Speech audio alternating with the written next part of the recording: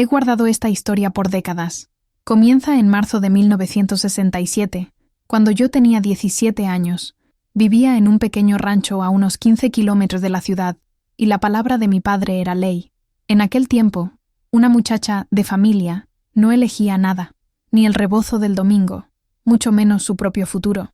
Yo ayudaba a mamá en la cocina, cuidaba de las gallinas, aprendía a coser, y escondía en el pecho un sueño simple: ser amada sin miedo. Fue en una fiesta de San Juan, bajo la luz de la fogata, el olor a elote asado y el mariachi tocando, que mis ojos se cruzaron con los de Miguel Ángel Ramírez, 20 años, trabajador, sonrisa fácil. Solo hablábamos de lejos, con un respeto de otro siglo, pero la conversación se vuelve esperanza, y la esperanza, ya sabes, enciende el coraje. Hasta que, un domingo después de misa, papá me llamó a la sala con esa cara seria que helaba la sangre.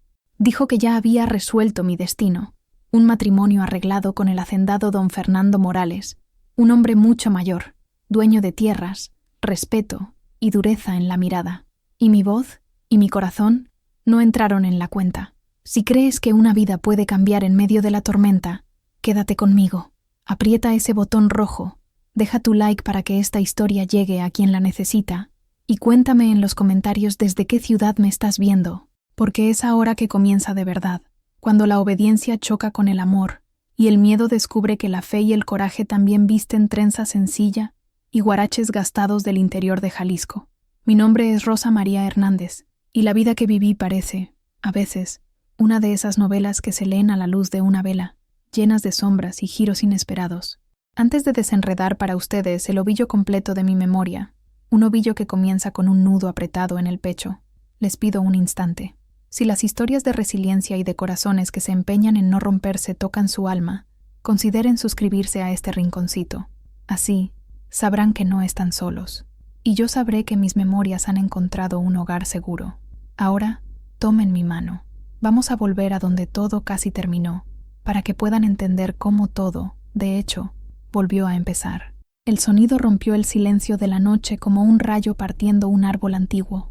No fue su grito, aunque este vino justo después, rasgando el aire pesado del comedor. Fue el sonido del cristal, un jarrón pesado, veneciano, que él solía admirar bajo la luz del candelabro. Ahora era solo un puñado de añicos brillantes esparcidos por el mármol frío del suelo.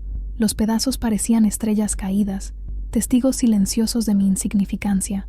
Yo estaba encogida cerca de la chimenea apagada, el frío del suelo subiendo por mi vestido sencillo, un contraste brutal con el calor del miedo que irradiaba mi pecho. Mis dedos temblaban, entrelazados en mi regazo, mi única ancla en un mar de terror. Tú no entiendes nada. La voz de don Fernando Morales era un trueno contenido, grave y resquebrajado por el exceso de tequila. El olor dulzón y ardiente de la bebida flotaba en el aire, mezclado con el aroma a cera de abeja y madera vieja de su inmensa hacienda. No me miraba a mí, sino a los restos del jarrón, como si en ellos viera el reflejo de algo roto dentro de sí mismo. Sus hombros anchos, siempre tan erguidos e imponentes, estaban caídos. A sus casi 60 años, con su cabello canoso perfectamente peinado y su bigote espeso, él era la personificación del poder en nuestro pequeño rincón de Jalisco. Pero aquella noche era solo un hombre deshaciéndose. Yo solo quería saber si el señor deseaba algo para cenar. Mi voz salió como un susurro, frágil y patética para mis propios oídos. Tenía 17 años, y ya había aprendido que el silencio era mi mejor defensa. Hablar era un riesgo. Cada palabra mía parecía ser el detonante de una de sus tormentas de humor. Se giró hacia mí, y por primera vez vi algo más allá de la rabia fría o la indiferencia calculada en sus ojos oscuros. Había un dolor allí, un dolor tan antiguo y profundo, que parecía no pertenecerle a él, sino a generaciones de hombres antes que él. Sus manos, grandes y callosas por el trabajo de toda una vida, pero también manchadas por la riqueza, se abrían y cerraban, impotentes. ¿Deseaba? Repitió, la palabra sonando como un insulto. Deseaba silencio, deseaba paz, deseaba no tener que mirar tu rostro y ver la juventud que me fue robada, la inocencia que nunca tuve. Dio un paso en mi dirección, y yo me encogí aún más, todo mi cuerpo preparándose para un impacto que, para mi sorpresa, nunca llegó. Se detuvo, la respiración agitada, el pecho subiendo y bajando bajo la camisa de lino. Sus ojos vagaron por la sala, pasando por encima de mí, como si yo fuera un fantasma, y se posaron en el retrato de un hombre severo colgado sobre la chimenea, un hombre con sus ojos, su mentón, su bigote, su padre. El poder que lo sostenía pareció desvanecerse. Sus rodillas cedieron, y cayó sobre los trozos de cristal, el sonido de los pequeños cortes siendo ahogado por la tela gruesa de sus pantalones. No pareció notarlo. Su cabeza se inclinó hacia adelante, y un sollozo seco, gutural, escapó de su garganta. «Papá», susurró al suelo, al retrato, a los fantasmas que solo él veía. «Perdón, papá». En ese instante, el miedo que me paralizaba se transformó en algo nuevo, algo que no podía nombrar. No era lástima, no exactamente, era un reconocimiento. El gran y temible don Fernando Morales, el dueño de la mitad de Jalisco, el hombre que compró mi mano y mi vida, era solo un niño asustado, arrodillado ante la memoria de su padre, y yo, la niña que él había aprisionado, fui la única testigo de su completa y absoluta ruina. El silencio que siguió fue más profundo y más aterrador que cualquier grito. Para entender cómo llegué a aquel suelo de mármol, presenciando la caída de un gigante, necesito llevarlos de vuelta algunos meses, a un mundo que olía a tierra mojada, a maíz dulce y al perfume de las bugambillas que mi madre cultivaba con tanto esmero. Mi mundo era pequeño, pero era mío. Arandas, en Jalisco, en el año de 1967. Un pueblo donde el tiempo se medía por las cosechas de agave y las fiestas de los santos patronos. Yo era Rosa María Hernández, la hija mayor de un labrador orgulloso y de una mujer cuyo corazón era tan vasto como los campos azules que nos rodeaban. Tenía 17 años, y mis sueños eran sencillos. Soñaba con el toque suave del sol en mi piel mientras ayudaba en la cosecha, con el sonido de las risas de mis hermanos menores, y con la mirada de Miguel Ángel Ramírez. Miguel Ángel. Solo pensar en su nombre, un calor familiar se extendía por mi pecho. No era rico ni poderoso. Era un muchacho como mi padre, con las manos callosas por el trabajo en los campos de agave, y una sonrisa que podía iluminar la mañana más gris. Sus ojos, del color de la miel, contenían una bondad que nunca había visto en nadie más. Nos conocíamos desde niños, crecimos juntos, corriendo descalzos por las calles de tierra, compartiendo dulces de tamarindo y secretos susurrados bajo la sombra de un gran pirul. Nuestro amor floreció de forma natural, como las flores silvestres a la orilla del camino. No necesitó de grandes declaraciones. Estaba en las miradas que intercambiábamos durante la misa del domingo, en las flores que él dejaba discretamente en el alféizar de mi ventana, en las conversaciones que teníamos en el kiosco de la plaza, siempre bajo la mirada vigilante de alguna tía o vecina. Recuerdo una tarde en particular, el sol poniéndose y pintando el cielo con tonos de naranja y rosa. Estábamos sentados en una banca de piedra cerca de la iglesia, el sonido de las campanas llamando a la oración de la noche. Un día Rosa María dijo, su voz baja y seria, mientras giraba una pequeña piedra en sus manos: «Voy a tener mi propia tierra. No será grande como la de los Morales, pero será nuestra. Y voy a construirte una casa, con una ventana grande en la cocina para que puedas ver el sol nacer sobre los campos de agave». Mi corazón dio un salto. Nunca había hablado del futuro de forma tan clara. Me sonrojé, mirando mis manos en mi regazo. «¿Y tendrá un jardín?», pregunté, con un hilo de voz. Él sonrió, esa sonrisa que me desarmaba. «El jardín más grande de Arandas, con todas las bugambillas que tu madre ama y rosas, muchas rosas para mi Rosa». En ese momento, mi futuro parecía tan claro y brillante como el cielo frente a nosotros. Un futuro simple, tejido con trabajo, amor y la promesa de un jardín. No deseaba nada más. No conocía la opulencia de las grandes haciendas, ni el peso del oro. La única riqueza que anhelaba era la que sentía cuando Miguel Ángel tomaba mi mano, sus dedos encajando perfectamente en los míos. Era un mundo de certezas ingenuas, un castillo de sueños construido sobre la tierra fértil de la juventud. Mal sabía yo que una tormenta de polvo se formaba en el horizonte, una tormenta con nombre y apellido, lista para derribar mi castillo y arrastrarme lejos, a un mundo donde el sol no brillaba de la misma manera y las flores no tenían perfume. La tormenta llegó una tarde de martes, disfrazada de honor. Papá llegó del campo más temprano de lo habitual. Su rostro, normalmente quemado por el sol y surcado por la preocupación de la cosecha, Exhibía una expresión que nunca le había visto, una mezcla de asombro, orgullo y una pizca de miedo. No entró golpeando las botas para quitarse el polvo, como siempre hacía. Entró en silencio, se quitó el sombrero y lo sostuvo contra su pecho. «María», llamó a mi madre, la voz extrañamente formal. «Prepara la sala. Tenemos una visita». Mamá, que estaba remendando uno de los pantalones de mi hermano menor, lo miró, con ojos interrogantes. «¿Visita? ¿A esta hora, José? ¿Quién vendría?» «Don Fernando Morales». El nombre cayó en la pequeña cocina como una piedra en un pozo. El silencio que siguió fue pesado, cargado de implicaciones. Don Fernando rara vez venía al pueblo, y cuando lo hacía, no visitaba las casas humildes de labradores como nosotros. Él era una leyenda, un fantasma de poder y riqueza que gobernaba la región desde su inmensa hacienda La Esperanza. Mamá se levantó, la costura olvidada en su regazo. Su rostro palideció. «¿Qué quiere con nosotros, José?» Papá no respondió, solo me miró a mí, y en esa mirada sentí el primer escalofrío de presagio. Había algo en ella, una evaluación, como si me estuviera viendo por primera vez no como su hija, sino como un bien. 20 minutos después, un automóvil negro y reluciente, algo que solo veíamos en fotografías, se detuvo frente a nuestra casa, levantando una nube de polvo que hizo correr asustadas a las gallinas. Don Fernando descendió del coche. Era exactamente como la gente lo describía: alto, imponente, vestido con una elegancia que no pertenecía a nuestro mundo. Su traje era impecable, sus zapatos brillaban, y el anillo de oro en su dedo meñique centelleó cuando saludó a mi padre con un asentimiento de cabeza. Entró en nuestra sala, y la habitación pareció encogerse. El olor de su colonia cara se superpuso al olor a frijoles cocidos y tierra de nuestra casa. Se sentó en la silla que mi padre le ofreció, la única que tenía un respaldo firme, y sus ojos recorrieron el ambiente con un análisis frío, deteniéndose en las paredes encaladas, en el crucifijo torcido, en los retratos descoloridos de mis abuelos, y entonces sus ojos se posaron en mí.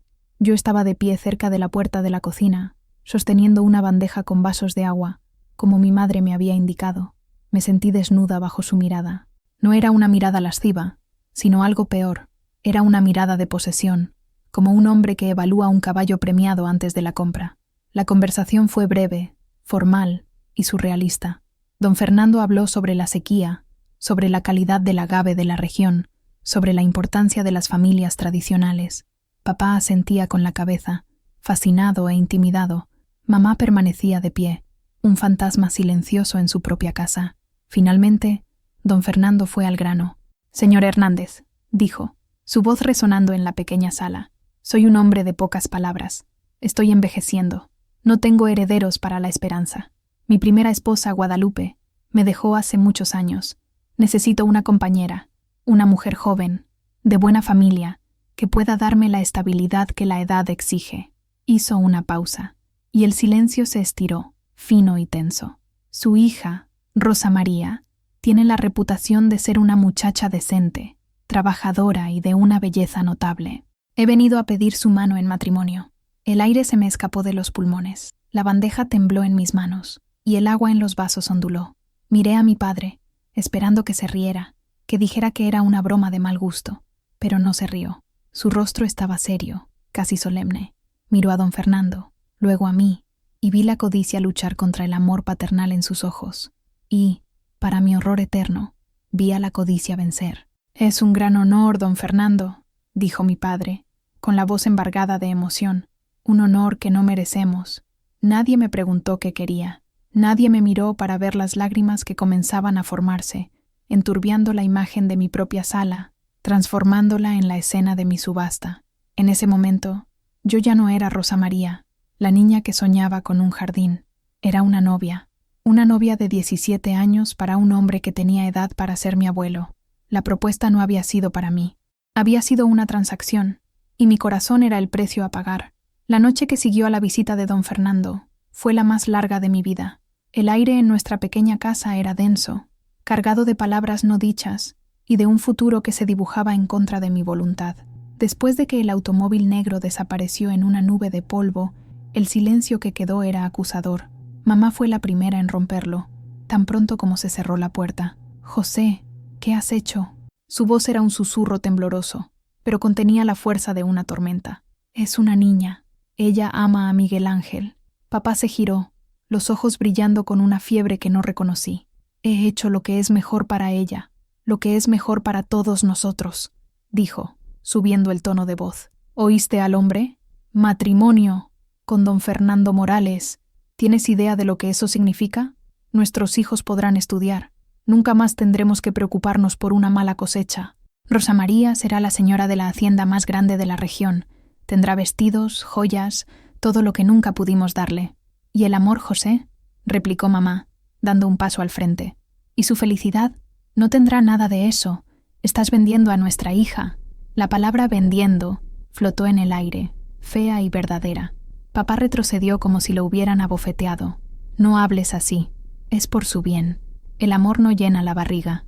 Miguel Ángel es un buen muchacho, pero ¿qué puede ofrecerle? Una vida de trabajo duro, como la nuestra. Yo quiero más para ella. Finalmente, encontré mi voz. Las lágrimas que contenía corrían calientes por mi rostro. Pero yo no quiero más, papá, dije, con la voz entrecortada. Yo quiero a Miguel. Lo amo.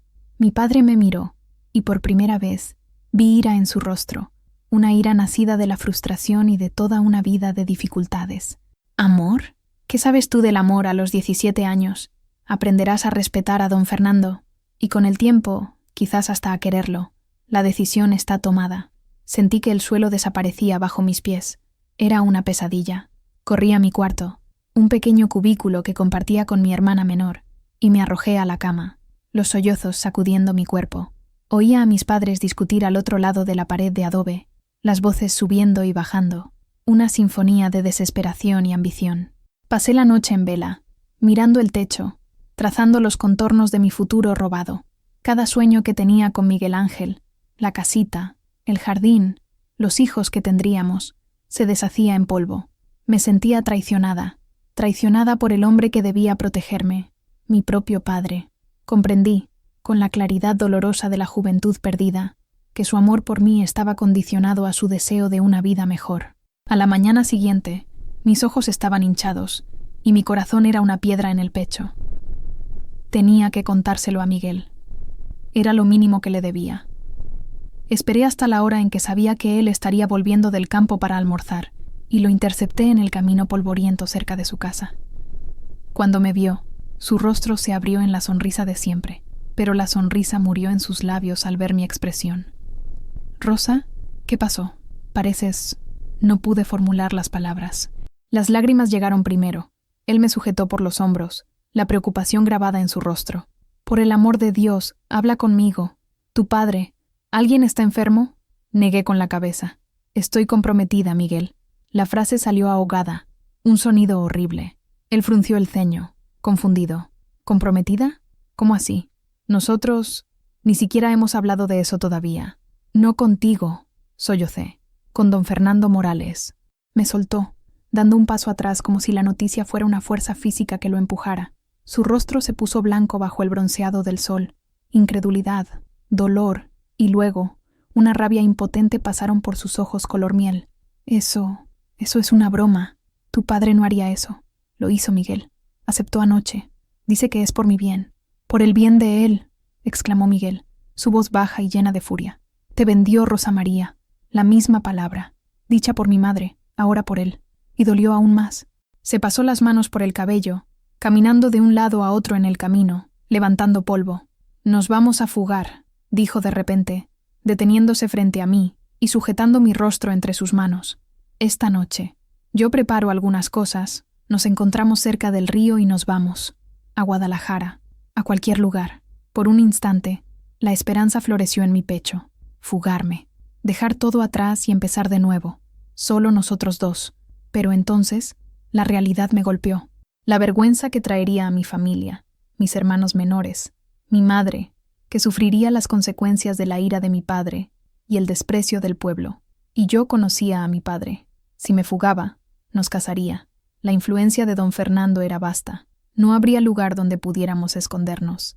Con el corazón partido en 1000 pedazos, tuve que decir la palabra más difícil de todas. «No», susurré, las lágrimas corriendo por sus dedos. «No puedo, Miguel. No puedo destruir a mi familia». La luz en sus ojos se apagó. Me soltó, y la distancia entre nosotros se convirtió en un abismo insuperable. Me miró por un largo momento, el dolor en su rostro reflejando el mío. «Entonces es esto», dijo, la voz vacía. «Él te apartó de mí». Se dio la vuelta y se fue, sin mirar atrás, y yo me quedé allí, en medio del camino polvoriento, bajo el sol fuerte de Jalisco, viendo cómo mi futuro, mi único y verdadero amor, se alejaba de mí para siempre. La traición de mi padre había sellado mi destino, y el adiós a Miguel fue el último clavo en mi ataúd. Los días que siguieron fueron un borrón de preparativos febriles y tristeza silenciosa. Mi casa, antes un lugar de consuelo, se convirtió en una prisión. Papá evitaba mi mirada, sumergiéndose de cabeza en los arreglos, como si la ocupación pudiera absolverlo. Mamá se movía por la casa como una sombra, con los ojos rojos e hinchados, ofreciéndome pequeños gestos de consuelo, una caricia en el cabello, un plato de mi comida favorita, que eran como bálsamo en una herida abierta. El compromiso oficial se fijó para una semana después. No fue una fiesta, sino una formalidad sombría. Don Fernando llegó nuevamente en su automóvil negro, esta vez trayendo cajas. Dentro de ellas, regalos que me sofocaron, telas finas, un par de zapatos de cuero suave que parecían demasiado delicados para mis pies, y una pequeña caja de terciopelo. La abrió frente a mí. Dentro, sobre un cojín de satén, había un anillo de oro con una perla solitaria. Era hermoso, frío y completamente extraño en mi mano. Cuando lo deslizó en mi dedo, sentí el peso del metal como una esposa. Esta vez, tuve la oportunidad de observarlo más de cerca. Sentado en nuestra sala, parecía menos un ogro de cuentos de hadas y más un hombre terriblemente solitario. Había surcos profundos alrededor de sus ojos, no de risa, sino de preocupación. Su postura era rígida, como si cargara un peso invisible sobre los hombros. Hablaba poco, y cuando lo hacía, era con una formalidad que creaba una distancia insuperable. No era cruel, me di cuenta. Era vacío, y estaba tratando de llenar ese vacío con lo único que conocía, poder y adquisición.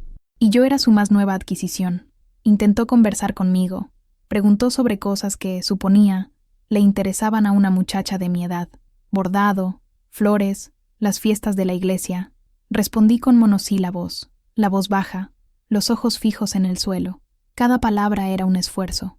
Era como si mi verdadera personalidad, la Rosa María que reía con Miguel y soñaba con un jardín, hubiera sido encerrada en algún lugar profundo dentro de mí. La opulencia de su mundo, representada por aquel anillo y aquellas telas, contrastaba violentamente con la simplicidad de mi vida. Miraba mis manos, acostumbradas a manejar tierra y masa de maíz, y veía la perla brillando, fuera de lugar. Era un símbolo de todo lo que estaba perdiendo y de todo lo que no quería. No deseaba satén ni perlas. Deseaba el toque áspero y familiar de la mano de Miguel en la mía. Esa noche, después de que él se fue, mamá entró en mi cuarto. Se sentó en el borde de mi cama y tomó mi mano, mirando el anillo. «Es una perla hermosa», dijo suavemente. «La odio», respondí, con la voz llena de veneno. Ella suspiró, un sonido triste y resignado. «Lo sé, hija mía. Créeme, lo sé. Luché con tu padre. Recé. Pero su cabeza está dura como una piedra. Él cree que te está dando un reino. Me está dando una jaula, mamá. Una jaula de oro. Entonces sé fuerte, mija», dijo, sus ojos encontrándose con los míos en la penumbra. Había una fuerza en ellos que rara vez veía. «No dejes que la jaula rompa tu espíritu. Encuentra belleza donde puedas. Sé como la bugambilla que crece en la pared más árida. Encuentra una grieta de sol y florece. Hazlo por mí. Hazlo por ti misma». Sus palabras no disminuyeron mi dolor, pero me dieron algo a lo que aferrarme. Una chispa de desafío. Podrían forzarme a entrar en esa jaula, pero no podrían impedirme cantar. No sabía qué canción sería, ni si alguien la escucharía, pero me aferré a la promesa de mi madre como a un talismán. Yo sería la bugambilla. Encontraría una grieta de sol, aunque tuviera que crearla yo misma. Era una promesa frágil, hecha en la oscuridad de un cuarto pequeño, pero era la única arma que tenía contra el futuro que se aproximaba. El día de mi boda amaneció gris y húmedo, un reflejo perfecto de mi estado de ánimo. El vestido, un regalo de don Fernando, era de un satén pesado que parecía absorber el poco color que quedaba en mi rostro. Era magnífico, con pequeños detalles de encaje y perlas bordadas en el corpiño, pero al ponérmelo, sentí como si estuviera vistiendo una mortaja. Mamá me ayudó a arreglarme en silencio, sus dedos, generalmente tan ágiles, temblando un poco mientras prendían el largo velo en mi cabello. Cuando terminó, me miró en el pequeño espejo roto de nuestro cuarto y vi lágrimas en sus ojos. «Estás hermosa, Rosa María», susurró, con la voz entrecortada. «Una novia». Pero la niña en el espejo no era una novia. Era una extraña con ojos asustados y una boca que había olvidado cómo sonreír. Era un sacrificio. La iglesia estaba más llena de lo que jamás la había visto. La noticia de la boda del gran don Fernando Morales con la hija de un simple labrador se había extendido como pólvora. Sentí las miradas de todos sobre mí mientras caminaba por el pasillo, aferrada al brazo de mi padre. Había curiosidad, envidia, lástima. Oí los susurros, fragmentos de frases que me golpeaban como pequeñas piedras. «Qué suerte! Pobre muchacha. El dinero lo compra todo». No me atreví a levantar la vista. Mantuve mis ojos fijos en el suelo de piedra, siguiendo el camino hacia el altar, donde don Fernando me esperaba. Estaba impecable con un traje oscuro, la postura erguida, el rostro una máscara de seriedad. A su lado, el padre Mateo, un hombre bondadoso de ojos cansados, parecía incómodo. Mi padre me entregó a él, un apretón de manos formal sellando la transacción. La mano de don Fernando, cuando tocó la mía, estaba fría y seca. Durante la ceremonia, las palabras del padre flotaban a mi alrededor, sin sentido.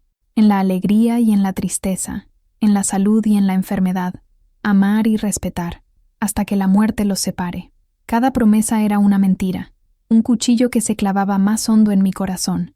En mi mente, veía otro rostro en el altar, el rostro de Miguel Ángel, con su sonrisa cálida y sus ojos color miel. Me pregunté dónde estaría en ese momento, si lo sabía, si me odiaba.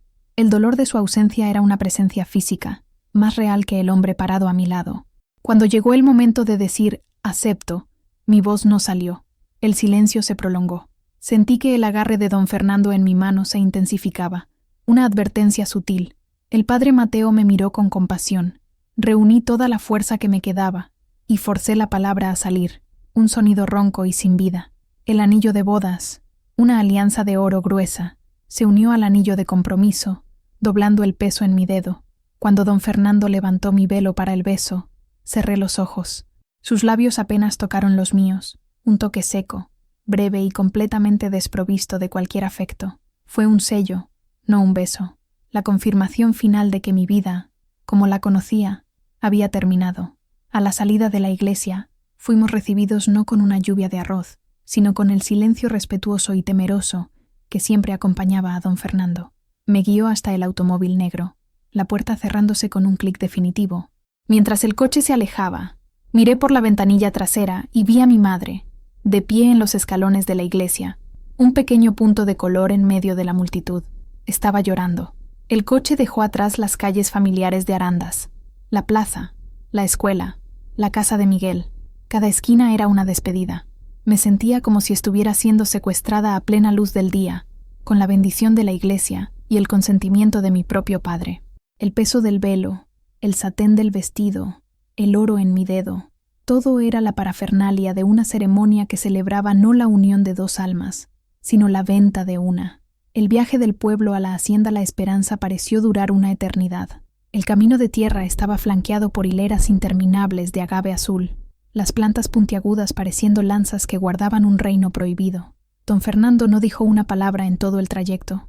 Miraba por la ventana, con el mentón erguido, como un rey inspeccionando sus dominios.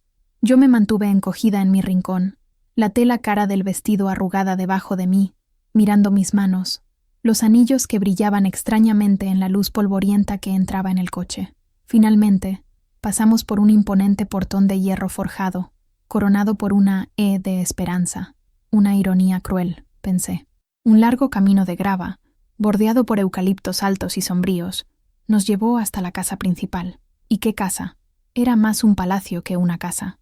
Una construcción de 2 pisos, de estilo colonial, con paredes de un blanco deslumbrante, tejas de barro rojo y un porche que se extendía por toda la fachada, sostenido por gruesas columnas de piedra. Ventanas altas y arqueadas parecían ojos oscuros y vacíos observando nuestra llegada. Un jardín perfectamente cuidado la rodeaba, con fuentes silenciosas y parterres de flores de colores vibrantes, pero todo parecía rígido, sin vida, como un escenario. Cuando el coche se detuvo, el chofer abrió la puerta a don Fernando. quien luego rodeó el vehículo y abrió la mía. Me ofreció la mano para ayudarme a bajar, un gesto de caballerosidad que parecía ensayado y vacío. Tan pronto como pisé la grava, las grandes puertas dobles de madera de la casa se abrieron. Una fila de empleados, vestidos con uniformes impecables, estaba formada en el vestíbulo de entrada. Había mujeres mayores, con rostros surcados y rebozos en los hombros, y muchachas más jóvenes, que me miraban con una mezcla de curiosidad y lástima. Un hombre mayor, de cabello blanco y postura impecable, que supuse era el mayordomo, dio un paso al frente. «Bienvenido de vuelta, patrón». «Y bienvenida, señora», dijo, con una reverencia formal. Don Fernando me guió hacia adentro. El interior era aún más impresionante e intimidante que el exterior. El vestíbulo tenía un techo altísimo, del que colgaba un candelabro de cristal que parecía una cascada de luz. El suelo era de baldosas de terracota pulida, cubierto por alfombras gruesas y oscuras. Muebles de madera maciza, oscuros y pesados, estaban dispuestos con una precisión matemática. Todo era grandioso, impecable y terriblemente silencioso. El único sonido era el eco de nuestros pasos. «Esta es Sofía», dijo don Fernando, señalando a una muchacha menuda, con ojos grandes y asustados, que no debía ser mucho mayor que yo. «Será su doncella personal. La ayudará con todo lo que necesite. Ella le mostrará sus aposentos». Me despidió con un gesto de cabeza, como si yo fuera una empleada más, y se giró hacia el mayordomo, comenzando a dar órdenes en voz baja. Sofía hizo una pequeña reverencia. «Por aquí, señora», susurró, y la seguí por un pasillo ancho y oscuro. Las paredes estaban cubiertas por retratos de hombres y mujeres de aspecto severo, todos con los ojos oscuros de los morales. Sentí como si me juzgaran a cada paso. Subimos una escalera de madera que crujía suavemente bajo nuestros pies. La habitación que me mostró era enorme, más grande que toda nuestra casa en Arandas. Tenía una cama con dosel, muebles tallados, y puertas francesas que se abrían a un balcón privado, con vistas a los jardines y a los campos de agave que se extendían hasta el horizonte. Era la habitación de una princesa de cuento de hadas, pero cuando Sofía cerró la puerta tras de sí, dejándome sola, la vastedad del cuarto solo sirvió para acentuar mi soledad. Caminé hasta las puertas del balcón y miré hacia afuera. La belleza del lugar era innegable, pero era una belleza fría, distante. No había nada allí que fuera mío, nada que yo hubiera elegido. En ese momento, la realidad de mi nueva vida me golpeó con toda su fuerza. Yo no era la señora de esa casa. Era solo un objeto bonito más que don Fernando había adquirido para adornarla. Estaba aprisionada, no por muros de piedra, sino por una riqueza que me era extraña y por un deber que no quería. La hacienda La Esperanza no era un hogar, era una jaula dorada, y yo era el pajarito recién capturado, con las alas cortadas, mirando un cielo que nunca más alcanzaría. Las primeras semanas en La Esperanza fueron una lección de silencio y soledad. La rutina de la hacienda se regía con la precisión de un reloj, una precisión dictada enteramente por don Fernando. Se levantaba antes del sol, tomaba su desayuno solo en el enorme comedor y salía a supervisar el trabajo en los campos. Yo solo lo veía por la noche, para la cena. Esas cenas eran una tortura silenciosa. Nos sentábamos en extremos opuestos de una mesa de jacarandá, lo suficientemente larga para acomodar a 20 personas. El único sonido era el tintineo de los cubiertos de plata en los platos de porcelana y los pasos apagados de los empleados que nos servían. Los pocos intentos de conversación de don Fernando eran sobre asuntos de la hacienda, la lluvia que no llegaba, el precio del tequila, un problema con uno de los tractores. Yo no tenía nada que aportar. Mi mundo de conversaciones sobre el vecindario y recetas de familia no tenía lugar allí. Él no era cruel en el sentido físico de la palabra. Nunca me levantó la mano, ni siquiera la voz, pero su control era absoluto, sofocante. Mi ropa era elegida por él, vestidos sobrios, de colores oscuros, que decía eran apropiados para la señora Morales. Mis salidas se limitaban a paseos supervisados por los jardines. No podía ir al pueblo, ni recibir visitas de mi familia sin su permiso expreso, un permiso que nunca ofrecía y que yo no tenía el coraje de pedir. Me dio todo lo que el dinero podía comprar, pero me negó lo único que deseaba: libertad. El abuso era psicológico, una erosión lenta de mi identidad. Me trataba menos como a una esposa y más como a una pupila o una niña que necesitaba ser moldeada. Una señora Morales no se sienta así, corregía mi postura en la mesa. Una señora Morales no habla con los empleados sobre asuntos personales. Poco a poco, intentaba borrar a la Rosa María Hernández, la hija del labrador, para crear una figura que encajara en su mundo.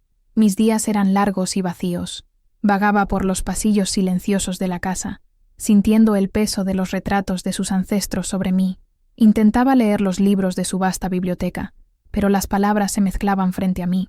Pasaba horas en el balcón de mi cuarto, mirando la línea lejana de las montañas, imaginando a Miguel Ángel trabajando bajo el mismo cielo, tan cerca y, sin embargo, en otro universo. La nostalgia era un dolor físico, una punzada constante en el pecho. La soledad era mi compañera más fiel. Los empleados, aunque respetuosos, mantenían una distancia profesional, instruidos por don Fernando. La única persona con la que intercambiaba más que unas pocas palabras era Sofía, la doncella que él me había asignado. Al principio, era tímida y asustada, pero poco a poco, en momentos robados cuando estábamos solas en la habitación, se relajaba. ¿La señora extraña su casa?, me preguntó un día, mientras cepillaba mi cabello antes de dormir. La simple pregunta abrió una compuerta dentro de mí. Lágrimas silenciosas comenzaron a correr por mi rostro. No podía hablar, solo asentí. Sofía no dijo nada, solo continuó cepillando mi cabello, sus movimientos suaves y reconfortantes. En su silencio había una comprensión, una empatía que valía más que 1000 palabras. Ella también venía de una familia humilde, de un pueblo vecino. Entendía lo que era estar lejos de casa, aunque mis circunstancias estuvieran envueltas en seda y plata. En esos momentos, yo no era la señora Morales, era solo Rosa, una niña asustada y solitaria. La presencia tranquila de Sofía se convirtió en mi único refugio. Ella no podía cambiar mi situación, pero su compañía silenciosa me recordaba que, bajo los vestidos caros y el título impuesto, la niña de Arandas todavía existía. Era una pequeña llama en medio de una oscuridad abrumadora, y me aferraba a ella con todas mis fuerzas, rezando para que el viento frío de esa casa no la apagara por completo. Recordé las palabras de mi madre: sé como la bugambilla, encuentra una grieta de sol y florece. En ese ambiente opresivo, encontrar una grieta de sol parecía imposible, así que decidí crearla yo misma, a través de pequeños actos de rebelión silenciosa. Mi primer acto fue en el jardín. La parte delantera de la casa era impecable, geométrica, obra de un jardinero que seguía las órdenes de don Fernando al pie de la letra. Pero en la parte de atrás, escondido detrás de un muro de piedra cubierto de hiedra, había un pedazo de tierra olvidado. Era donde estaba la antigua huerta de los empleados, ahora abandonada, cubierta de malas hierbas. Comencé a ir allí todas las mañanas, después de que don Fernando se iba. Le pedí a uno de los trabajadores del campo, un señor anciano llamado Mateo, que me trajera algunas herramientas viejas. Me miró con sorpresa, pero no cuestionó. Con mis propias manos, empecé a arrancar la maleza, a remover la tierra dura y seca. El trabajo físico era una bendición. Ensuciarme las manos de tierra me conectaba con la vida que había perdido, con mi padre, con Miguel. Cada mala hierba que arrancaba era una pequeña victoria contra la esterilidad de mi nueva vida. Sofía, preocupada, intentó disuadirme. Al patrón no le va a gustar, señora. Él dice que este trabajo no es para sus manos. Entonces no tiene por qué saberlo, respondí, con una determinación que nos sorprendió a ambas. Poco a poco, el pequeño trozo de tierra comenzó a transformarse.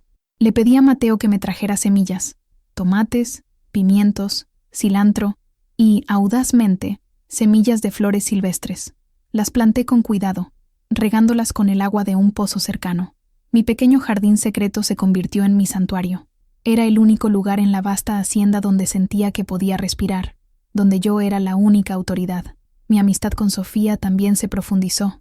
Insistí en que dejara de llamarme señora cuando estábamos solas. Mi nombre es Rosa María, le dije. Empezamos a compartir historias de nuestras familias, de nuestras infancias. Descubrí que tenía una hermana menor con un talento increíble para el bordado y que soñaba con juntar dinero para comprarle una pequeña máquina de coser. Un día, mientras ordenaba uno de los muchos armarios de mi cuarto, encontré una caja llena de hilos de bordar de todos los colores, evidentemente pertenecientes a la primera esposa de don Fernando, Guadalupe. Estaban intactos, como si hubieran sido guardados a toda prisa. Tomé la caja y se la entregué a Sofía. «Para tu hermana», le dije. Sus ojos se llenaron de lágrimas. «No puedo aceptarlo, señor. Rosa María, el patrón, El patrón no tiene por qué saberlo todo, dije, repitiendo mi nuevo mantra. Estos pequeños actos, el jardín, la amistad con Sofía, el regalo de los hilos, eran mi forma de resistir. Eran afirmaciones silenciosas de que, aunque mi cuerpo estuviera confinado en esa casa, mi espíritu no sería domesticado. Eran mi grieta de sol. Don Fernando, inmerso en sus negocios, parecía no notar mis pequeñas transgresiones, o quizás las notaba y elegía ignorarlas, siempre y cuando yo cumpliera mi papel de esposa silenciosa y decorativa durante las noches. Cierto día, estaba en mi jardín, arrodillada en la tierra, cuando oí un sonido detrás de mí. Era Mateo, el viejo trabajador. No dijo nada, solo extendió la mano. En su palma había un pequeño brote de rosal. Es de una variedad antigua, dijo, con la voz ronca. Da las rosas más perfumadas de toda la región. Pensé que a la señora le gustaría. Acepté el brote con las manos sucias de tierra, el corazón desbordando una gratitud que apenas podía expresar. No era solo una planta, era un gesto de bondad, de reconocimiento. Alguien en la hacienda, además de Sofía, me veía, no como la esposa del patrón, sino como la muchacha que amaba la tierra. Planté el rosal en el centro de mi jardín, lo cuidé como si fuera un tesoro, y mientras lo veía echar raíces y brotar pequeñas hojas verdes, sentí que yo también estaba, de alguna manera, echando raíces en ese lugar hostil. Ya no estaba solo sobreviviendo, estaba, a mi manera silenciosa y terca, comenzando a florecer. Con el paso de los meses, comencé a notar fisuras en la fachada imponente de don Fernando. Eran pequeñas cosas, casi imperceptibles, pero que revelaban a un hombre muy diferente de la figura autoritaria que proyectaba. La primera vez que vi la máscara resbalar fue durante una noche de tormenta. Relámpagos rasgaban el cielo, y el sonido de los truenos retumbaba por la casa. Siempre me habían encantado las tormentas. En Arandas, nos sentábamos en el porche para verlas, pero don Fernando parecía aterrorizado. Durante la cena, apenas tocó la comida. Cada vez que sonaba un trueno más fuerte, se encogía sutilmente, sus nudillos poniéndose blancos alrededor del tenedor. Su consumo de tequila, que ya era constante, aumentaba en esas noches. Bebía no por placer, sino con una especie de desesperación, como si intentara ahogar algo que gritaba dentro de él. Después de la cena, no se retiró a su despacho como de costumbre. Se quedó en la sala de estar, mirando el fuego en la chimenea, un vaso en la mano, la mirada perdida. Pasé a su lado de camino a mi cuarto y me detuve un instante. ¿Se encuentra bien?, pregunté, con voz vacilante. Pareció sorprendido de que le hubiera hablado. Le tomó un momento enfocar sus ojos en mí. «Es solo la lluvia», dijo, la voz un poco arrastrada. «Nunca me han gustado las tormentas». Había algo en su tono, una vulnerabilidad infantil que me tomó por sorpresa. Otra vez, lo encontré en el pasillo, parado frente a una puerta al final del ala oeste, una parte de la casa que siempre estaba cerrada. Tenía la mano en el pomo, pero no lo giraba. Su rostro tenía una expresión de profunda tristeza y arrepentimiento. Cuando me vio, retrocedió rápidamente, la máscara de indiferencia volviendo a su lugar. «Esta habitación permanece cerrada», dijo bruscamente, antes de alejarse. Más tarde, le pregunté a Sofía sobre la habitación. Miró nerviosamente a los lados antes de responder en un susurro. «Era el cuarto de la primera señora, Guadalupe. Dicen que nadie entra ahí desde que ella se fue». La mención de Guadalupe era un tabú en la casa. Sabía que ella lo había dejado muchos años antes, pero nadie jamás hablaba del porqué. La existencia de esa habitación sellada, un santuario de una vida pasada, revelaba que la partida de ella no había sido un asunto resuelto para él. Era una herida que nunca cicatrizó. Su descontento se manifestaba de otras formas. A veces, volvía del campo más temprano, el rostro sombrío, y pasaba el resto de la tarde en su despacho, con la puerta cerrada, la botella de tequila como única compañía. En esas ocasiones, la atmósfera en la hacienda se volvía aún más pesada. Los empleados andaban de puntillas, y un silencio tenso se cernía sobre todo. Comencé a entender que la riqueza y el poder de don Fernando no le traían felicidad. Eran, en realidad, los muros de su propia prisión. Era un hombre atormentado, por la memoria de su exesposa, por un miedo infantil a las tormentas y por algo más profundo y oscuro que aún no podía identificar. Su soledad era un espejo de la mía, aunque las razones fueran diferentes. Él, el carcelero, era tan prisionero como yo, la cautiva. Esta percepción no disminuyó mi resentimiento, pero añadió una nueva capa a mi visión de él, la compasión. Era una compasión reacia, nacida de la observación silenciosa. Veía al hombre detrás del monstruo, y era una figura trágica, patética. Esta sutil comprensión, sin embargo, no hacía mi vida más fácil. Al contrario, presagiaba una complicación mayor. Era más fácil odiar a un tirano que sentir lástima por un hombre roto, especialmente cuando la causa de mi propia infelicidad era su intento de arreglar su propia vida rota usando los pedazos de la mía. Su máscara se estaba deslizando, revelando el dolor debajo, y temía lo que sucedería cuando finalmente cayera por completo. Después de casi 6 meses de confinamiento, sucedió lo inesperado. Don Fernando anunció durante la cena que iríamos al pueblo el sábado siguiente. «Necesito resolver algunos asuntos en el banco», dijo, sin mirarme. «Y tú necesitas algunas telas para vestidos nuevos. Sofía hará una lista de lo necesario». Mi corazón dio un salto. Arandas. La posibilidad de respirar el aire de mi pueblo, de caminar por las calles familiares, era tan abrumadora que apenas pude responder. Solo asentí, tratando de contener la ola de emoción que amenazaba con delatarme. La visita, sin embargo, fue exactamente como debía haber esperado, rígidamente controlada. No fuimos en nuestro propio automóvil. Don Fernando insistió en que fuéramos en la carreta más sencilla, tirada por 2 mulas, como si quisiera hacer una demostración de humildad que no le correspondía en absoluto. Me instruyó a usar un vestido sencillo y un rebozo cubriendo parcialmente mi rostro. «No quiero llamar la atención», dijo. «Será una visita rápida». El viaje pareció un sueño. Ver los paisajes familiares, las pequeñas casas, los rostros conocidos que saludaban a la carreta. Sentí un nudo en la garganta. Era como ver mi vida anterior a través de un cristal. Mientras don Fernando estaba en el banco, me dejó en la tienda de telas, bajo la supervisión de Sofía y del cochero, que se quedó esperando afuera como un guardia. La dueña de la tienda, la señora Elodia, que me conocía desde niña, me miró con una mezcla de admiración y lástima. «Señora Morales», me saludó con una formalidad que me hirió. «Qué honor. ¿En qué puedo servirla?» Ya no era Rosa María para ella. Era un título. Mientras Sofía elegía las telas de la lista, yo miraba por la ventana de la tienda hacia la plaza. Y entonces lo vi, Miguel Ángel. Estaba al otro lado de la plaza, hablando con un grupo de otros muchachos. Parecía más delgado, y había una seriedad en su rostro que no estaba allí antes. No estaba sonriendo. Mi corazón se detuvo. Por un instante, olvidé dónde estaba, quién era. Todo mi ser anhelaba correr hacia él, tocar su brazo, ver sus ojos color miel mirarme con el amor de antes. Pero estaba paralizada. Era la señora Morales, y él estaba en otro mundo. Como si sintiera mi mirada, se giró. Nuestros ojos se encontraron a través de la distancia, a través del polvo de la plaza y el cristal de la ventana. El tiempo pareció congelarse. Vi el reconocimiento en sus ojos, seguido de una ola de dolor tan palpable que sentí como si fuera mía. No desvió la mirada, solo me observó, y en su mirada estaba todo nuestro pasado y todo el futuro que nos fue robado. La bocina de un coche sonó, rompiendo el hechizo. Él parpadeó, y la conexión se rompió. Hizo un gesto rígido a sus amigos y se alejó, desapareciendo por una de las calles laterales. No miró hacia atrás. Me apoyé en el mostrador, faltándome el aire. Sofía notó mi palidez. «¿Se encuentra bien la señora?»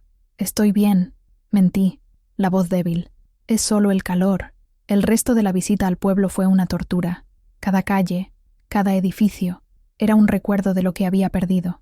La visión de Miguel, tan cerca y tan inalcanzable, había reabierto todas mis heridas. La tonta esperanza que había albergado de que tal vez, de alguna manera, las cosas pudieran cambiar, murió en ese instante. Él estaba siguiendo con su vida, y yo estaba atrapada en la mía. En el camino de regreso a la hacienda, el silencio en la carreta era pesado. Don Fernando, habiendo resuelto sus asuntos, había vuelto a su humor taciturno. Me encogí bajo el rebozo, pero esta vez no era para esconderme de los demás, sino de mí misma. El dolor y el anhelo eran tan fuertes que temía que estuvieran estampados en mi rostro para que todos los vieran. La breve visita al pueblo no fue un alivio, fue un recordatorio cruel y vívido de la jaula en la que vivía. Ver a Miguel reforzó no solo mi sentimiento de pérdida, sino también la inmensa injusticia de mi destino. La pequeña llama de resiliencia que había estado cultivando vaciló, casi apagándose. Volver a la hacienda La Esperanza esa tarde fue como volver a una tumba. El encuentro visual con Miguel Ángel, por breve que fuera, cambió algo en mí. La resignación pasiva que había estado practicando dio paso a una tristeza más profunda, una melancolía que comenzó a manifestarse externamente. Perdí el apetito. Las noches se hicieron más largas, llenas de un insomnio obstinado. Incluso mi refugio, el jardín secreto, perdió parte de su encanto. Don Fernando, siempre tan absorto en su propio mundo, comenzó a notarlo. «No comes nada», observó una noche, durante la cena. Su voz no era de preocupación, sino de irritación, como si mi falta de apetito fuera una afrenta personal. «No tengo hambre, señor», respondí, como siempre. «Estás pálida», dijo en otra ocasión. «¿Estás enferma?» «Es solo el cansancio». Mi melancolía parecía agravar la suya. Mi tristeza era un espejo que reflejaba su propia infelicidad, y eso lo enfurecía. La tensión en la casa, que ya era alta, comenzó a volverse insoportable. Sus humores se volvieron más sombríos, más impredecibles. Pasaba más tiempo encerrado en su despacho, y el olor a tequila parecía impregnar el ala oeste de la casa. Se volvió más controlador, más paranoico. Comenzó a interrogar a Sofía sobre mis actividades durante el día. «¿Qué hace la señora? ¿Con quién habla?» Sofía, leal a mí, daba respuestas vagas. «Descansa, patrón. Lee un poco. A veces pasea por el jardín». Un día me confrontó directamente. «Pareces infeliz, mujer», dijo, su voz con un filo peligroso. «Te doy todo. Una casa, ropa, comida en la mesa. ¿Qué más podrías querer?» Lo encaré, y por primera vez, una chispa de mi antiguo espíritu se encendió. «Libertad». La palabra se escapó antes de que pudiera contenerla. Su rostro se cerró, convirtiéndose en una máscara de furia. «¿Libertad? No sabes lo que es la libertad. Eres mi esposa. Tu lugar está aquí». A partir de ese día, la atmósfera en la hacienda se volvió eléctrica, como el aire antes de una tormenta violenta. Cada comida era una batalla silenciosa de voluntades. Cada pasillo que recorría parecía más estrecho, más claustrofóbico. Sentía su mirada sobre mí constantemente, una mirada pesada, posesiva, que me hacía sentir como un insecto bajo un cristal. El punto de ebullición se acercaba. Podía sentirlo. Los empleados también. Se movían por la casa con un cuidado redoblado, las voces reducidas a susurros. El silencio en La Esperanza ya no era pacífico ni melancólico. Era el silencio tenso que precede a una explosión. Me refugiaba cada vez más en mi cuarto, pero ni allí encontraba paz. La casa entera parecía estar conteniendo la respiración, esperando el momento en que la presión se volviera demasiado grande, en que la estructura cuidadosamente controlada por don Fernando finalmente cediera. Recordaba la noche de la tormenta, cómo se encogía con el sonido del trueno, y me di cuenta de que la tormenta que se acercaba ahora no venía del cielo, venía de dentro de él, y yo, por mi simple e infeliz existencia, era el relámpago que la estaba provocando.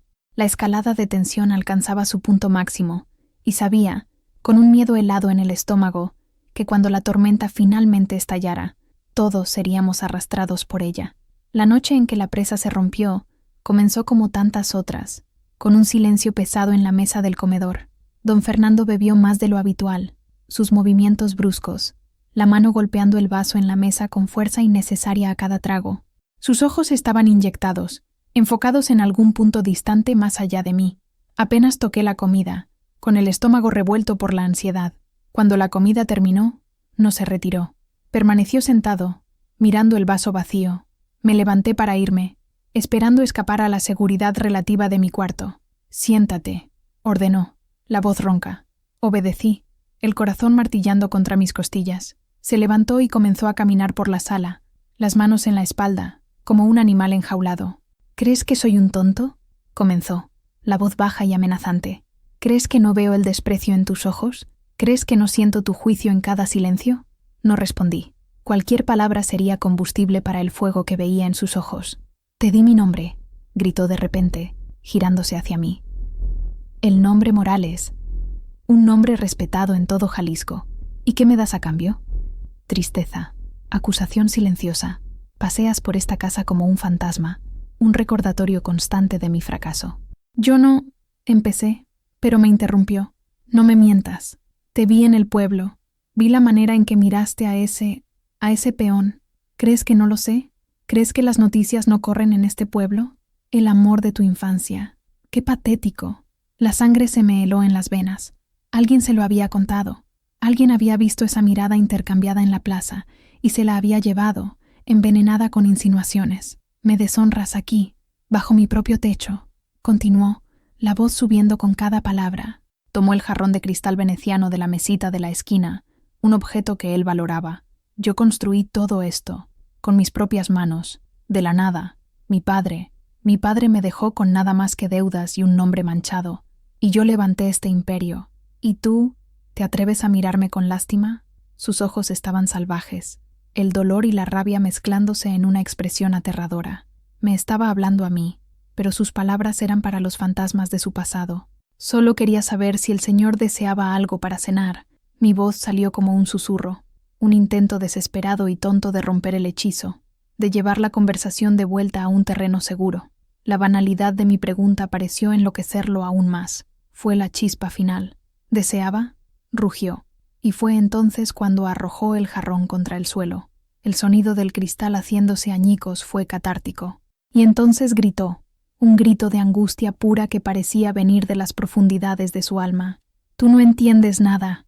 Me encogí cerca de la chimenea apagada, el terror paralizándome. Pero lo que sucedió a continuación fue lo que lo cambió todo. Se giró hacia mí, dio un paso amenazante, y me preparé para lo peor. Pero su mirada pasó por encima de mí y se fijó en el retrato de su padre, colgado sobre la chimenea. Su rostro se contorsionó.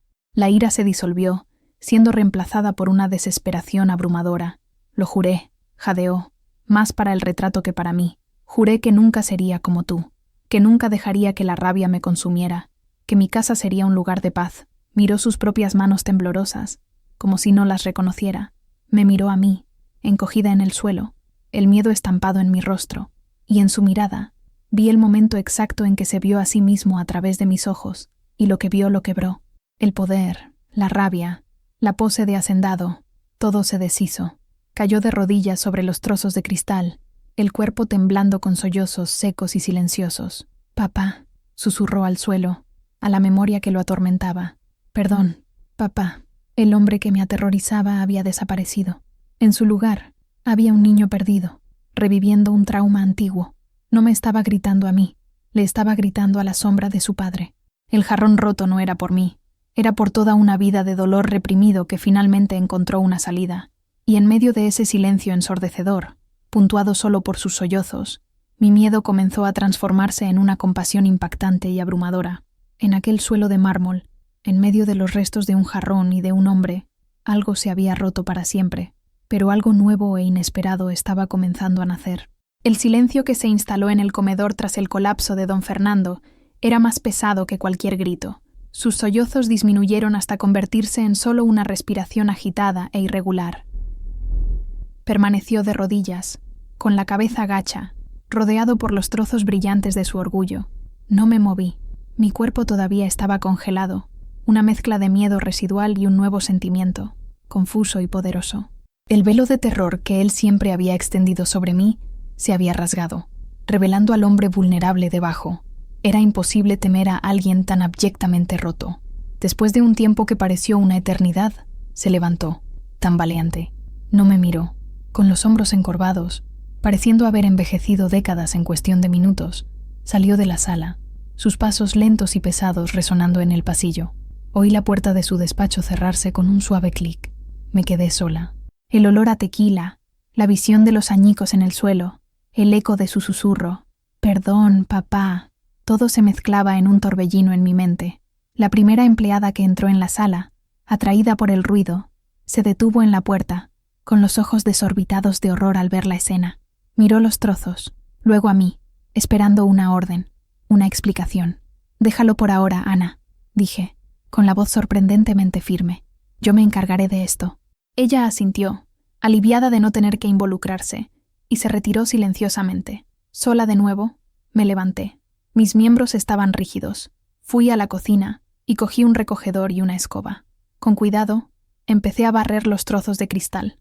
El acto de limpiar, de poner orden en el caos, era calmante. Cada pedazo de vidrio que recogía parecía un fragmento de su dolor, del mío, de la historia de esa casa. Mientras limpiaba, procesaba. La revelación de que su crueldad no estaba dirigida a mí, sino que era un reflejo de su propia historia, lo cambió todo. No era un monstruo por naturaleza, era un hombre atormentado, repitiendo un patrón que él mismo odiaba. Su tiranía era el legado de su padre, una herencia envenenada que cargaba. Eso no lo disculpaba, no borraba los meses de soledad y miedo que me impuso, pero lo explicaba, y en la explicación había un espacio para algo más allá del odio y el resentimiento. Había un espacio para la compasión. Pasé los 2 días siguientes en un estado de extraña calma. Don Fernando no salió de su despacho. Rechazó la comida, hablando solo a través de la puerta cerrada para decirle al mayordomo que lo dejara en paz.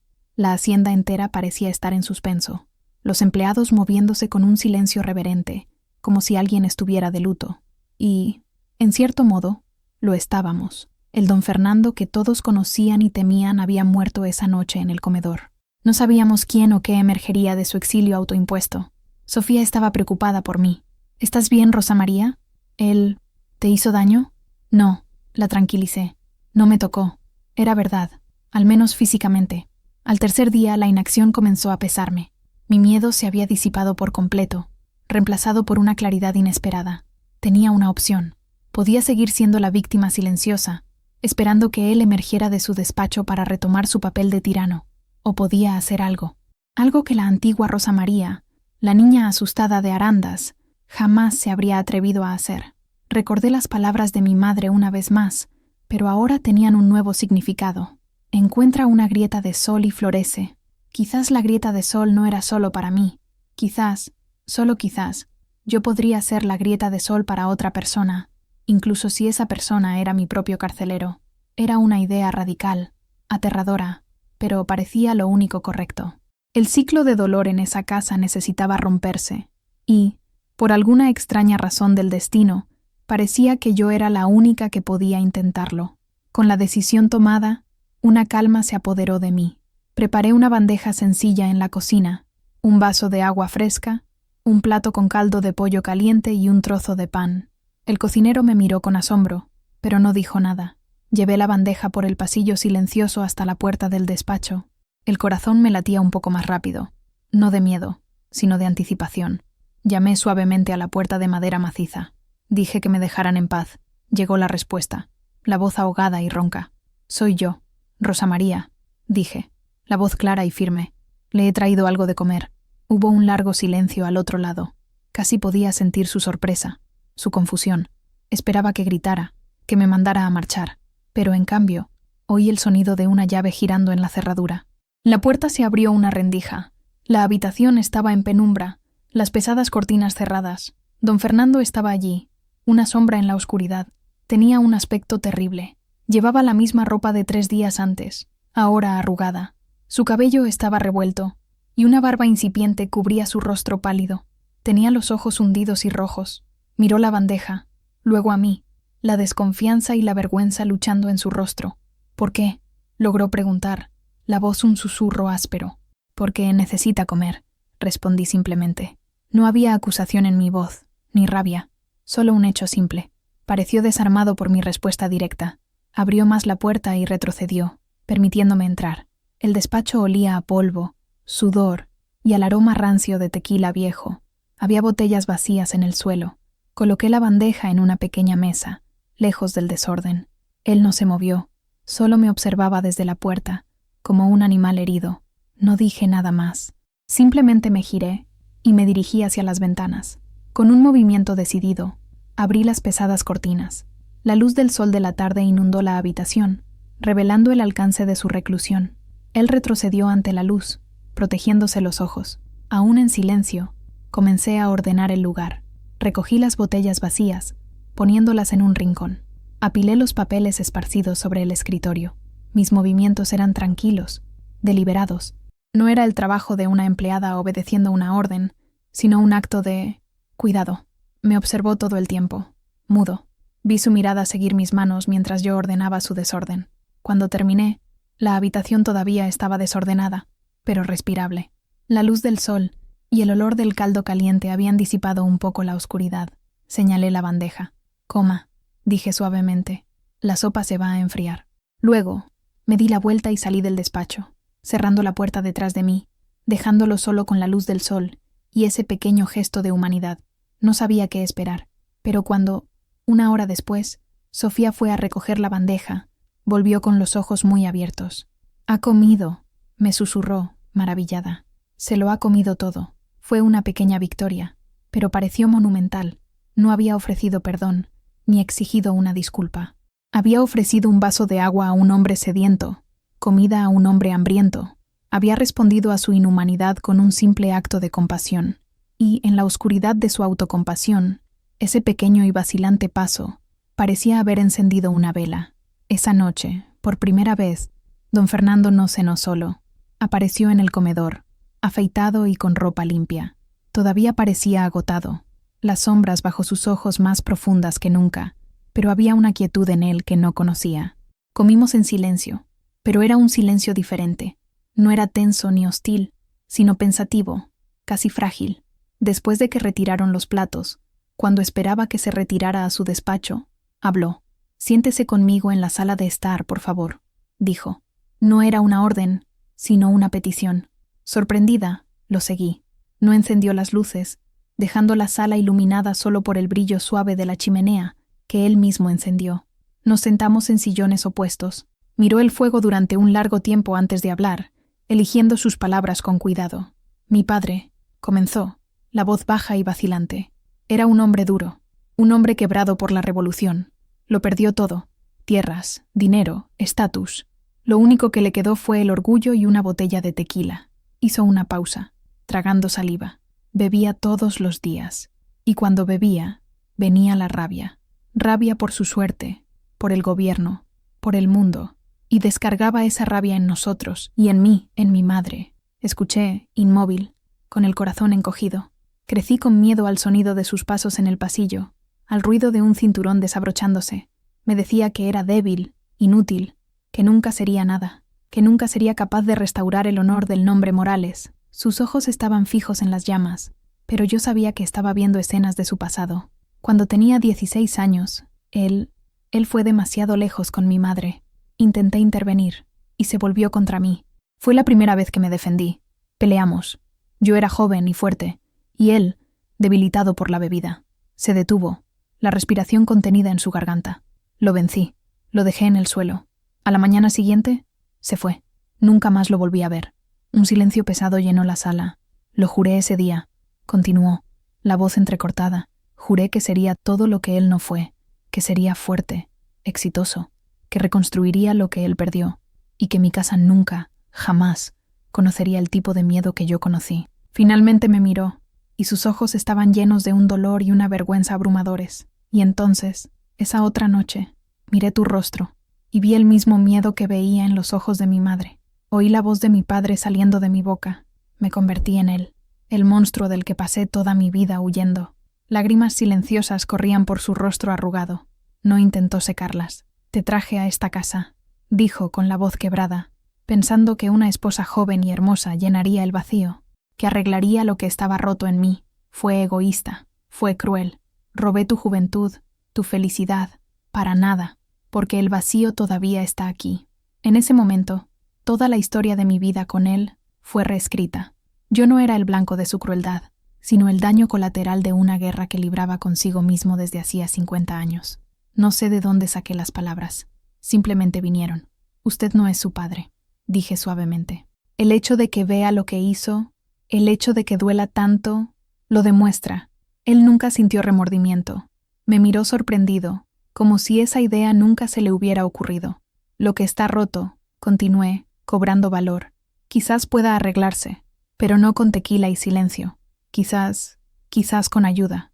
Era una sugerencia audaz, pero parecía la única verdad en esa habitación. No respondió. Solo volvió a mirar el fuego, ponderando mis palabras. Su confesión no borró el pasado, pero abrió la puerta a un futuro diferente.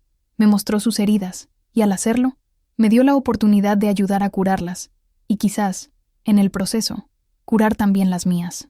Mi sugerencia de ayuda flotó en el aire entre nosotros durante varios días. Don Fernando estaba diferente. La aspereza había desaparecido, reemplazada por una quietud introspectiva. Dejó de beber. El cambio fue tan notable que los empleados se miraban entre sí, confundidos y esperanzados. Nuestras comidas se volvieron menos silenciosas. Me hacía preguntas sobre mi día, sobre mi jardín. Eran conversaciones tímidas, vacilantes, como dos extraños aprendiendo a comunicarse en un nuevo idioma. Una mañana, durante el desayuno, me sorprendió. «¿Qué quisiste decir con ayuda?», preguntó directamente. Respiré hondo. En Arandas, cuando la gente tiene un peso en el alma, hablan con el padre Mateo.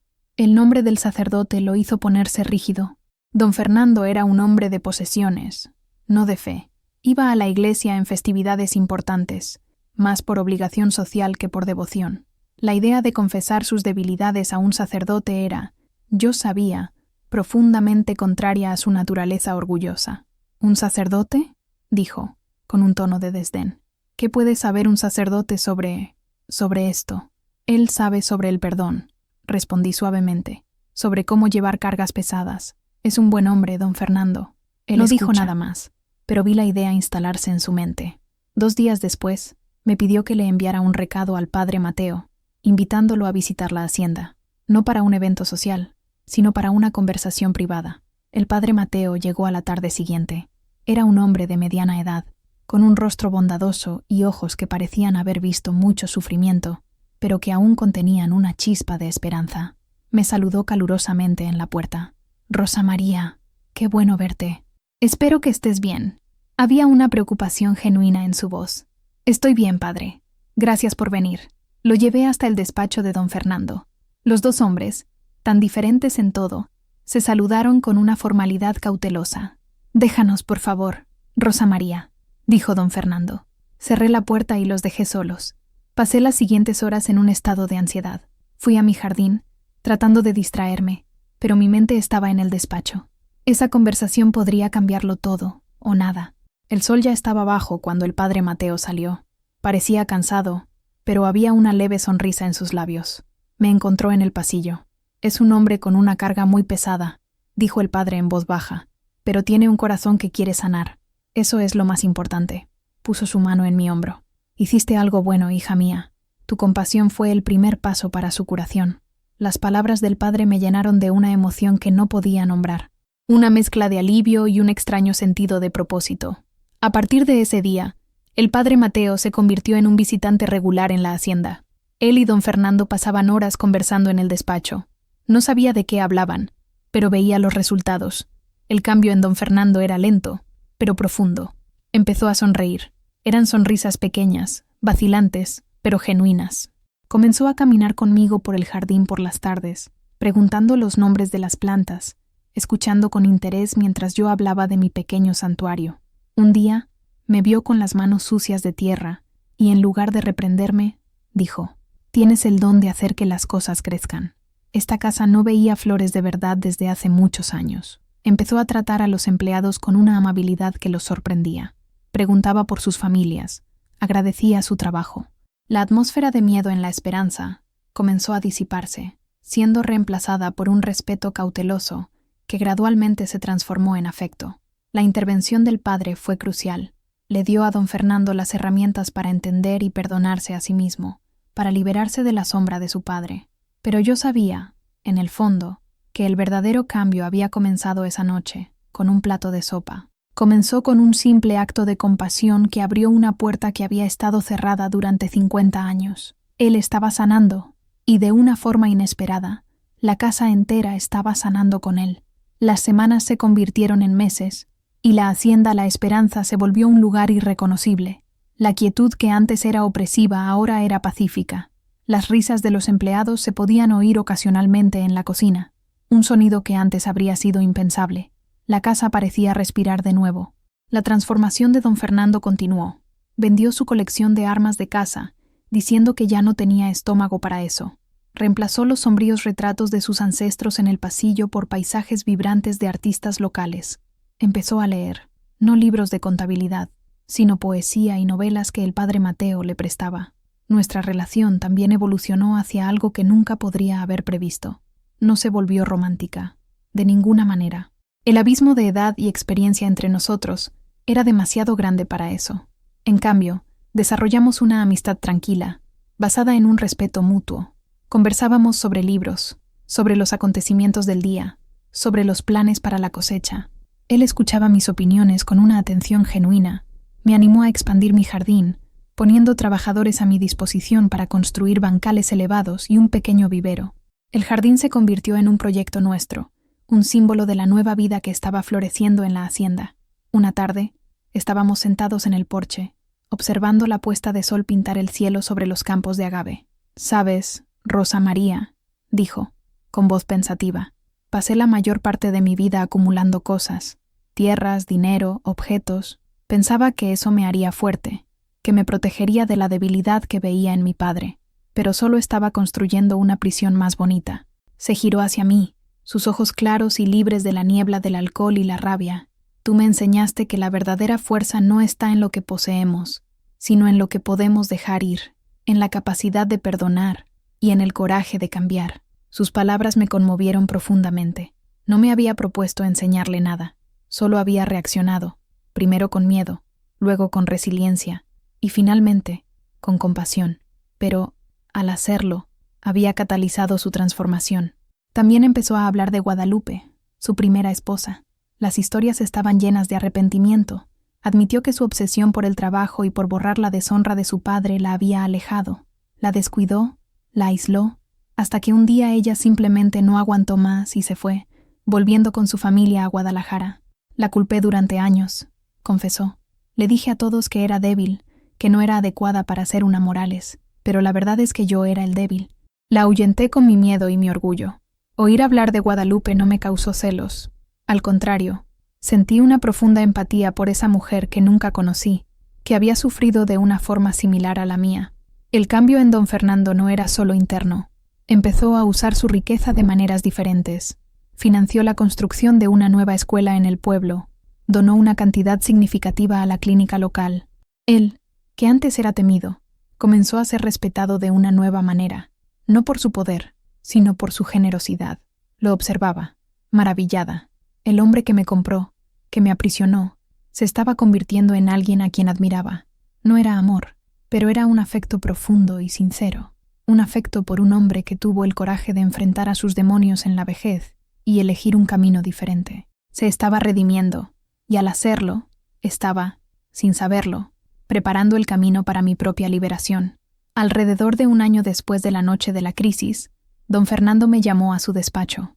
La habitación, antes un santuario sombrío de su dolor, ahora era un lugar aireado y luminoso, con las ventanas siempre abiertas al jardín. Estaba sentado detrás de su gran escritorio de roble, pero ya no había la distancia intimidante de antes. Me indicó la silla frente a él con una sonrisa amable. «Rosa María, tenemos que hablar sobre el futuro», comenzó, con la voz tranquila y seria. Mi corazón dio un pequeño salto de aprensión. Me había acostumbrado a la paz de nuestra nueva rutina. Temía que algo la perturbara. «He pasado mucho tiempo pensando», continuó, juntando las manos sobre la mesa, «pensando en nosotros, en esta casa y en lo que es correcto. Cuando te traje aquí, cometí el error más grande de mi vida. Actué por egoísmo, tratando de usar tu juventud para curar mis viejas heridas. Fue una injusticia terrible, y ninguna cantidad de amabilidad ahora puede borrar eso». Empecé a protestar, a decir que las cosas estaban bien ahora, pero levantó la mano para silenciarme. «Las cosas están mejor, sí, y por eso te estaré eternamente agradecido. Me salvaste de mí mismo. Pero esta no es tu vida, Rosa María. Mereces más que ser la compañera de un viejo arrepentido. Mereces amor, pasión, una familia propia. Mereces la vida que te fue robada». Las lágrimas brotaron de mis ojos. No sabía qué decir.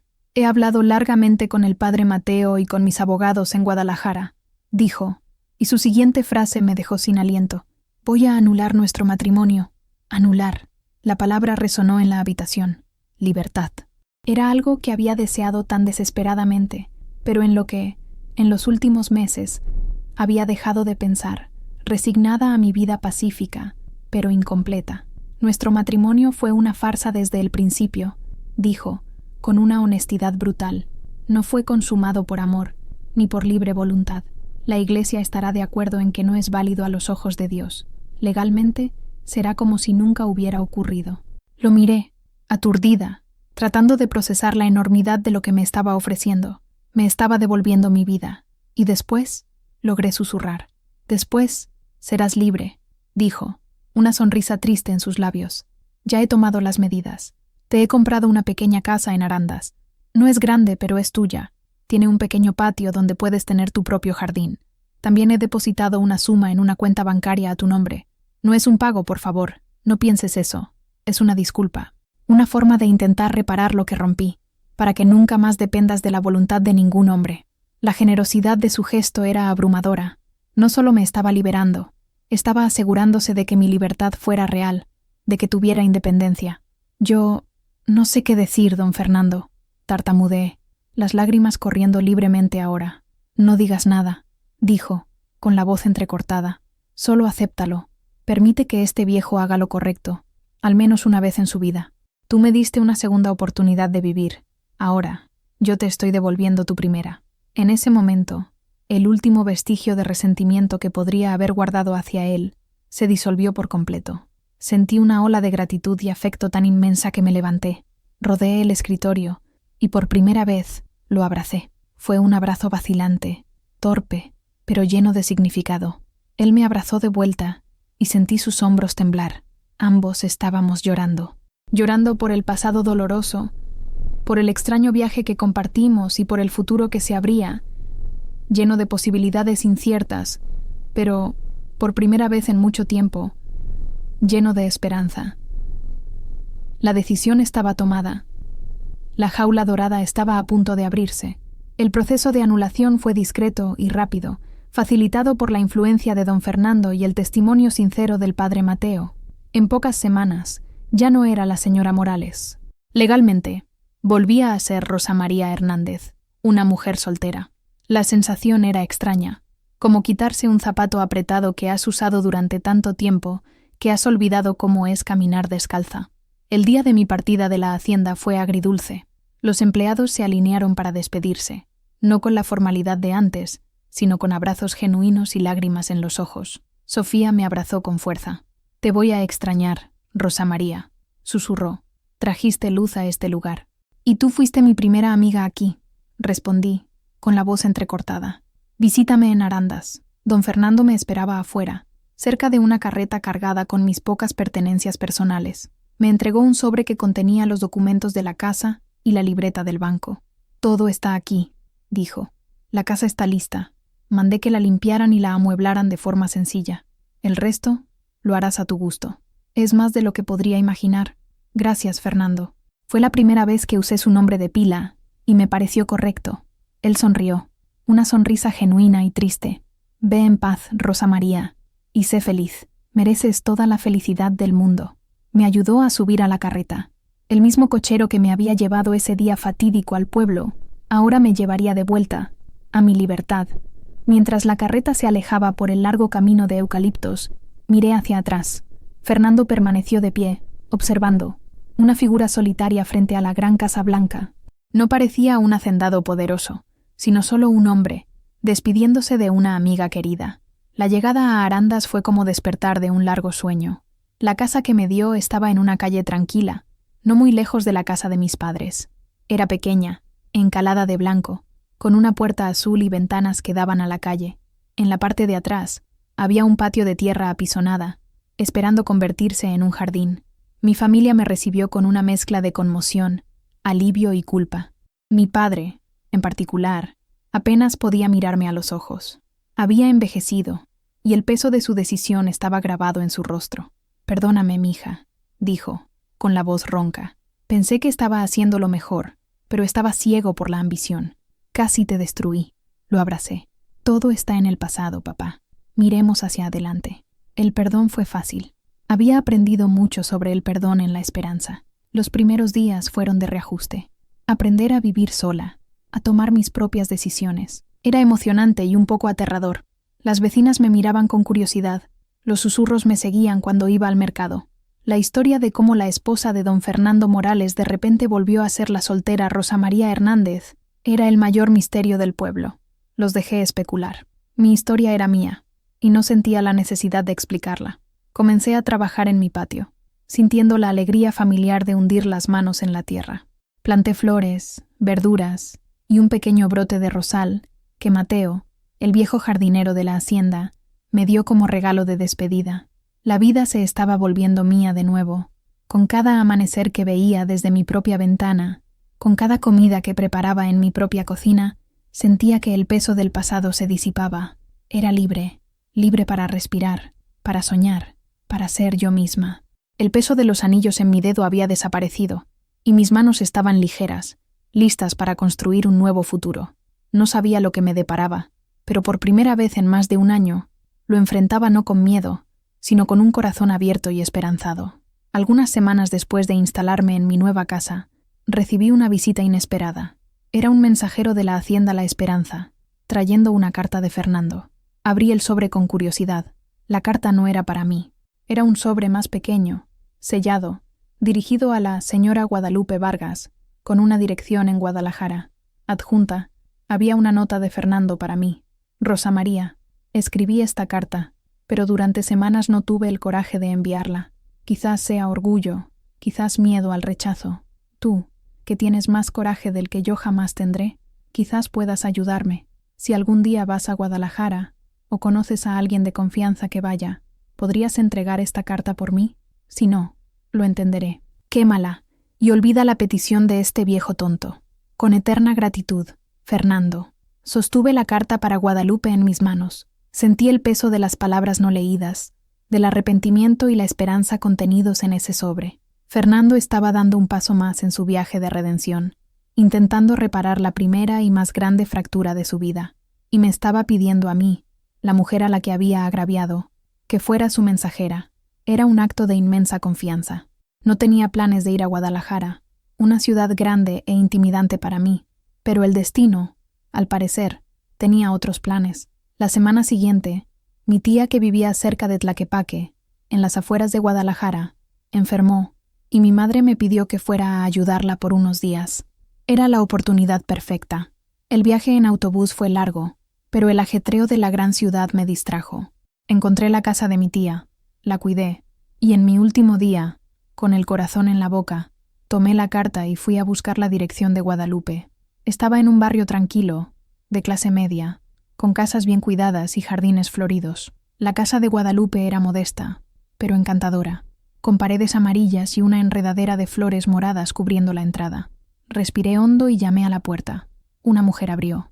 Debía tener unos 50 y tantos años, con el cabello canoso recogido en un moño elegante y ojos oscuros e inteligentes que, a pesar de los años, aún contenían una chispa de vivacidad. Había una dignidad y una tristeza serena en su rostro. Supe de inmediato que era ella. ¿Señora Guadalupe Vargas?, pregunté, la voz un poco temblorosa. Sí, respondió, mirándome con curiosidad. ¿Y usted es? Mi nombre es Rosa María Hernández. Yo vengo de Arandas. Tengo una carta para usted. Le extendí el sobre.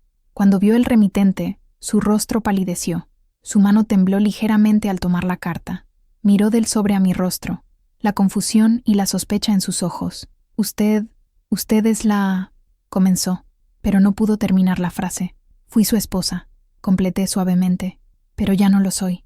Nuestro matrimonio fue anulado. Él me liberó. Su expresión se suavizó, la sospecha dando paso a un asombro compasivo. Entre, por favor, dijo, abriendo más la puerta. Me sirvió un vaso de agua, pero no abrió la carta. Solo la sostuvo en su regazo. ¿Está bien él?, preguntó en voz baja. Está diferente, respondí honestamente. Él ha cambiado. Dejó de beber. Está tratando de arreglar las cosas. Me miró durante un largo rato, y vi décadas de dolor y amor no resuelto en su mirada. ¿Por qué te enviaría a ti, a la niña que tomó mi lugar? Creo que no quería que la carta se perdiera en el correo, dije, ofreciendo una excusa simple.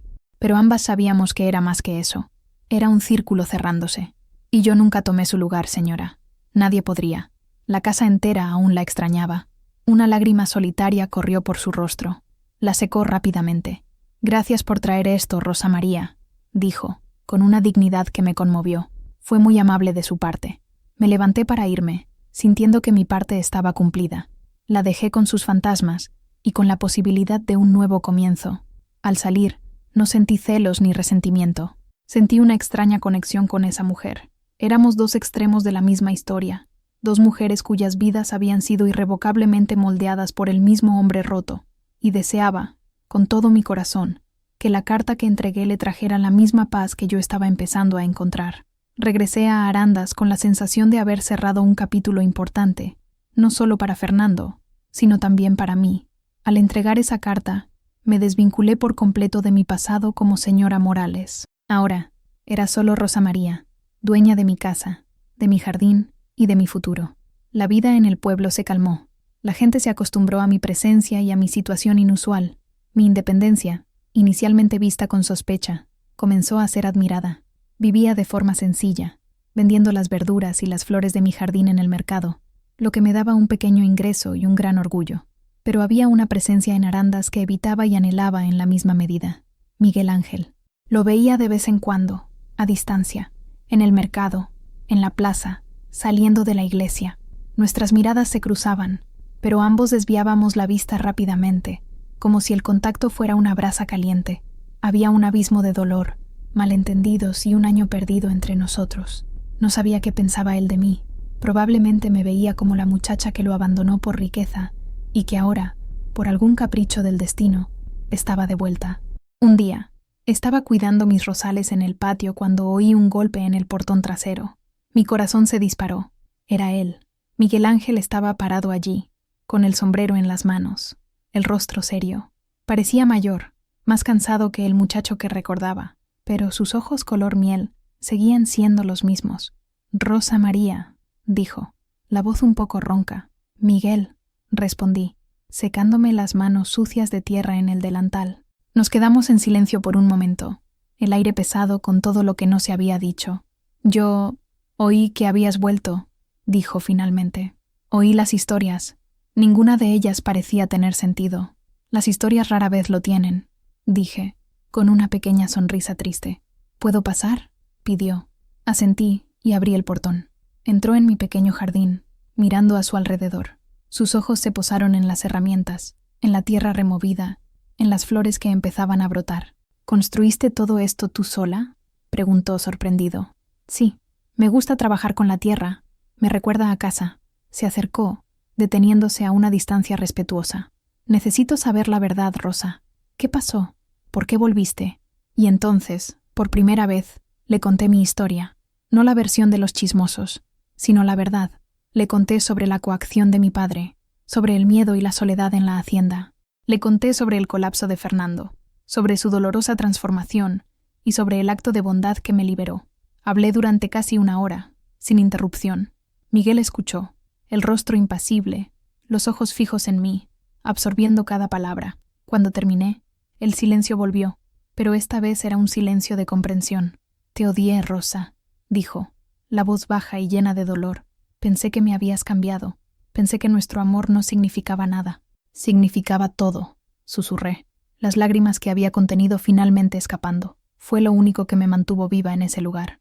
Dio un paso adelante, y luego otro, hasta que estuvo justo frente a mí. Vacilante, levantó la mano y secó una lágrima de mi rostro con su pulgar. El contacto de su piel con la mía, después de tanto tiempo, fue como una descarga eléctrica. Fui un tonto, dijo. Debí haber luchado más. Debí haber entendido que no tuviste opción. Ambos éramos jóvenes, dije. No sabíamos cómo luchar contra el mundo. Me miró a los ojos y vi el amor que pensé haber perdido para siempre, todavía allí, brillando a través del dolor y el tiempo. ¿Todavía no es demasiado tarde para aprender?, preguntó, la voz llena de una esperanza frágil. En ese momento, en mi pequeño jardín, rodeada de la vida que yo misma había cultivado, la herida que llevaba en el corazón comenzó a cicatrizar. El reencuentro no fue una explosión de pasión, sino un reconocimiento silencioso y profundo de dos almas que se habían perdido y que, contra todo pronóstico, estaban encontrando el camino de regreso la una a la otra. Fue un nuevo comienzo, plantado en un terreno de verdades dolorosas, pero con la promesa de florecer en algo hermoso y duradero. El noviazgo con Miguel Ángel, esta vez, fue diferente. Ya no era el romance ingenuo de dos jóvenes escondidos en el kiosco de la plaza. Era el encuentro de dos personas que habían conocido el dolor y la pérdida, y que valoraban cada momento de felicidad redescubierta. Empezamos despacio. Él venía a visitarme al final de la tarde, después del trabajo en el campo. Me traía regalos sencillos, un mango perfectamente maduro, una flor silvestre que encontró en el camino. Nos sentábamos en mi patio, conversando durante horas, llenando los vacíos del año en que estuvimos separados. Él me contaba sobre la cosecha, sobre su familia, y yo le contaba sobre los libros que Fernando me enseñó a amar, sobre las lecciones que aprendí sobre la compasión y el perdón. Ya no teníamos que escondernos. Nuestro amor, ahora, era público y aprobado. Mi padre, en un intento de redimirse, trataba a Miguel con un profundo respeto. Mi madre nos miraba con una sonrisa que iluminaba todo su rostro. El pueblo, que antes susurraba sobre mi escándalo, ahora susurraba sobre nuestra historia de amor. El cuento de la niña que fue forzada a casarse con el rico hacendado y que, por un milagro, volvió a los brazos de su verdadero amor, se convirtió en una especie de leyenda local. Pasamos de parias a héroes románticos. Miguel era paciente y amable. Entendía que yo llevaba cicatrices, que a veces una sombra pasaba por mis ojos. Nunca me presionó, solo me dio espacio, tiempo y un amor inquebrantable. Una noche, estábamos mirando las estrellas desde mi jardín. El aire estaba perfumado con el olor de mis rosas. ¿Recuerdas lo que te dije?, preguntó, la voz suave. ¿Sobre construirte una casa? Con una ventana grande en la cocina y un jardín, completé sonriendo. Bueno, todavía no tengo la tierra, dijo, un poco avergonzado, pero estoy ahorrando, y esta casa ya tiene un jardín maravilloso. Tomó mi mano. Rosa María Hernández, no tengo la riqueza de don Fernando. Todo lo que tengo son estas manos para trabajar y un corazón que es tuyo desde que tengo uso de razón. ¿Quieres casarte conmigo? Las lágrimas que vinieron esta vez fueron de pura alegría. No hubo vacilación, ninguna duda. Sí, Miguel, dije, la voz clara y feliz. Sí, quiero. Sacó del bolsillo una pequeña caja. Dentro, no había una perla fría, sino un anillo sencillo, de plata, con una pequeña turquesa, el color del cielo de Jalisco. Él mismo lo había comprado, con su propio dinero ganado con esfuerzo. Cuando lo deslizó en mi dedo, sentí que pertenecía allí. Era ligero, cálido y lleno de promesas verdaderas. Nuestro compromiso se celebró con una pequeña fiesta en el patio de mi casa, con mi familia y la suya. Hubo música, comida sencilla y muchas risas. Era todo lo que mi primer compromiso no había sido, real, alegre y lleno de amor. Mientras miraba el rostro de Miguel, iluminado por los farolillos que colgamos en los árboles, sentí una ola de gratitud por el tortuoso viaje que me había llevado hasta allí. Tuve que entrar en una jaula dorada para entender el verdadero valor de la libertad. Tuve que conocer la soledad para apreciar la compañía. Tuve que presenciar la redención de un hombre para aprender a perdonar. Mi nuevo comienzo no era un cuento de hadas. Era algo mejor, era real, y apenas estaba comenzando. Mientras Miguel y yo planeábamos nuestra boda sencilla, llegaron noticias de la hacienda La Esperanza, primero a través de rumores, luego confirmadas por una breve carta de Fernando. Guadalupe había regresado. La carta de Fernando explicaba que, después de recibir su mensaje, ella respondió con cautela. Intercambiaron varias cartas a lo largo de meses, reconstruyendo puentes que habían sido quemados hacía mucho tiempo. Él le contó sobre su cambio, sobre el papel que yo y el padre Mateo habíamos tenido en él. No le pidió que volviera, solo le pidió su perdón. Fue ella quien decidió visitarlo. Una visita de un fin de semana se convirtió en una semana, luego en un mes. Estaban, en palabras de Fernando, reaprendiendo a conocerse. No como el joven ambicioso y la novia trofeo de décadas atrás, sino como dos personas mayores, curtidas por la vida, que compartían una historia y, quizás, una última oportunidad de felicidad. La reconciliación de ellos fue silenciosa, privada, un fuerte contraste con el drama público de mi matrimonio con él. Guadalupe regresó no como la señora Morales por derecho, sino como una compañera, una amiga. Juntos, comenzaron a transformar la hacienda en algo nuevo. Abrieron una pequeña escuela para los hijos de los trabajadores y una cooperativa para ayudar a las familias a vender sus artesanías. La Esperanza, que un día fue un monumento al orgullo de un hombre, se estaba convirtiendo en un lugar de verdadera esperanza para la comunidad. La noticia me llenó de una alegría serena. La historia de Fernando, que se había entrelazado tan dolorosamente con la mía, estaba encontrando su propia resolución pacífica. Algunos meses después, llegó el día de mi boda con Miguel. Fue un sábado soleado de octubre. La pequeña iglesia de Arandas, la misma donde había sido entregada en un sacrificio silencioso, ahora estaba llena de rostros sonrientes y calor genuino. Mi vestido era sencillo, de algodón blanco, comprado con mi propio dinero. Mi madre tejió una corona de pequeñas flores de mi jardín para mi cabello. Cuando caminé por el pasillo, del brazo de mi padre, esta vez, un padre humilde y feliz, no miré al suelo, miré hacia adelante, a Miguel, que me esperaba en el altar con lágrimas de alegría en sus ojos color miel. Las palabras del padre Mateo, las mismas de antes, ahora sonaban verdaderas y sagradas. En la alegría y en la tristeza, amar y respetar. Cada promesa era un voto que hacía con todo mi corazón.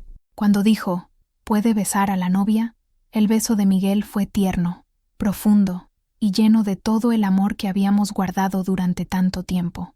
Nuestra fiesta fue en el patio de mi casa, que ahora era nuestra casa. Hubo música de mariachi, baile y la comida sencilla y deliciosa que nuestras madres prepararon.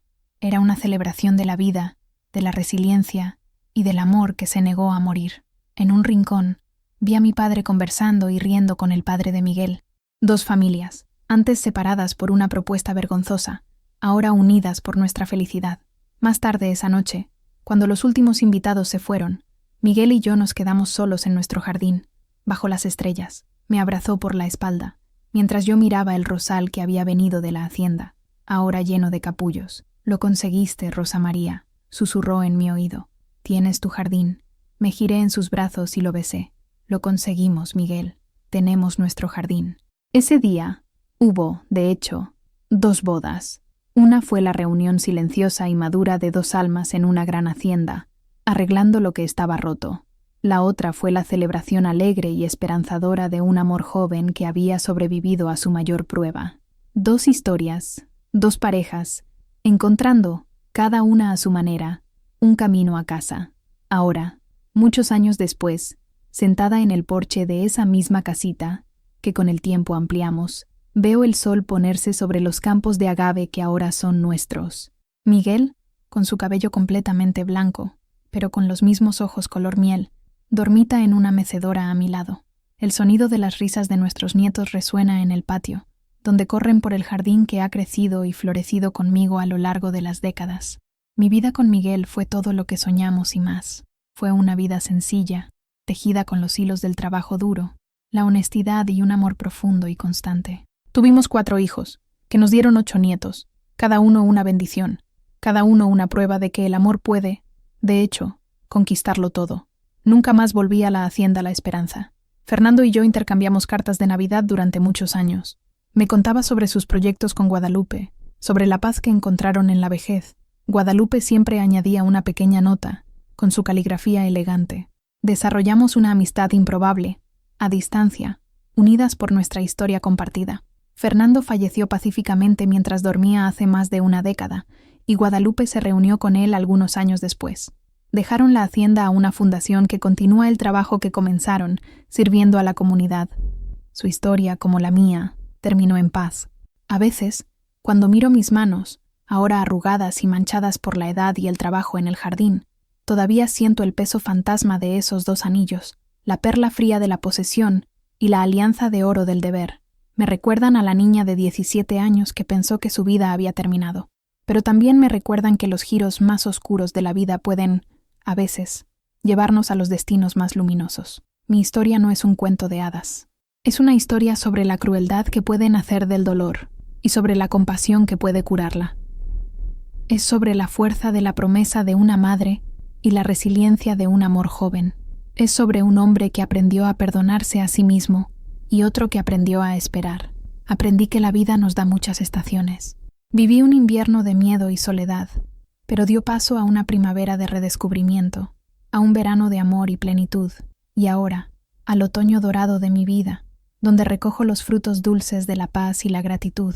La brisa de la tarde agita las hojas del rosal, el descendiente directo de aquel que Mateo me dio. Sus flores siguen siendo las más perfumadas de toda la región. Miro a Miguel, durmiendo pacíficamente, y a los niños jugando, y mi corazón se llena de una alegría tan profunda que casi duele. No cambiaría nada, ni siquiera el dolor, porque fue la oscuridad la que me enseñó a apreciar, con cada fibra de mi ser, la belleza deslumbrante de la luz, y así fue, una vida entera, desenredada para ustedes, un viaje tejido con hilos de miedo y de esperanza, de pérdida y de reencuentro. Si este largo caminar mío les ha enseñado algo, Si ha tocado su corazón de alguna manera, dejen una marca de su paso en los comentarios. Un me gusta en el video me dirá que mi voz ha sido escuchada a través del tiempo. Y, si aún no lo han hecho, suscríbanse a este canal, pues cada vida es una historia, y siempre hay más memorias, como las mías, esperando ser compartidas y encontrar un hogar en su corazón. Gracias por escucharme.